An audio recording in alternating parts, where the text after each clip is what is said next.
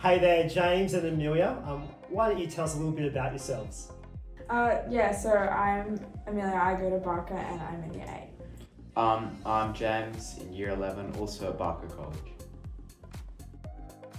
Well, in this story that Jesus tells, we see two siblings, we see two brothers, and they're quite different from each other.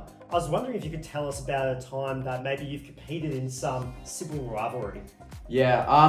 Every time we're playing board games at home, there's always a bit of banter, a bit of fighting. I always win, by the way. Yeah, so we play luck-based games, but and also when we're in the car, there's always a bit of a battle for the front seat, which is a bit intense.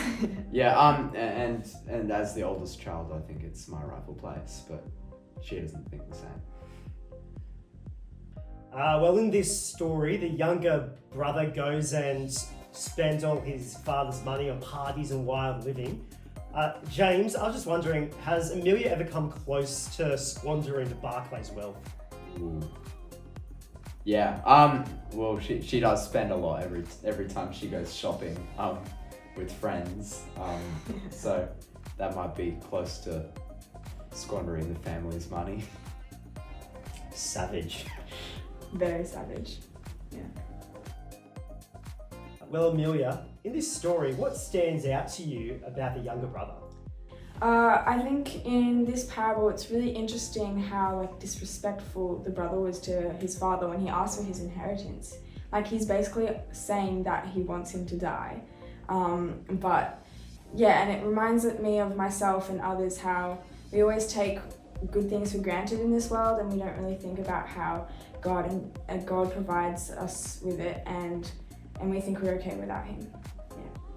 James, in this story, the younger brother comes home and the father is delighted, but the older brother not so much. How do you think the older brother is feeling in this story? I think that the older brother would be feeling pretty annoyed and frustrated and jealous, which is understandable because he'd been working so hard for so many years and his younger brother had come home and received good food, robes, riches, and the older brother just never received that. Well, Amelia and James, thanks for sharing. I'm just wondering, to finish up, what do you love about how Jesus describes God in this story? Yeah, so I think one of the great images I think Jesus paints for us is that God is waiting for us and watching as we turn back to him.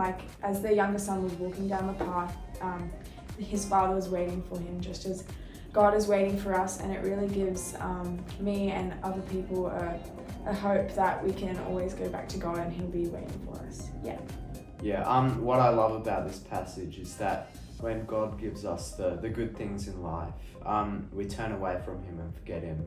But when times are tough, we turn back, and every single time God is waiting for us with open arms. Yeah, so good.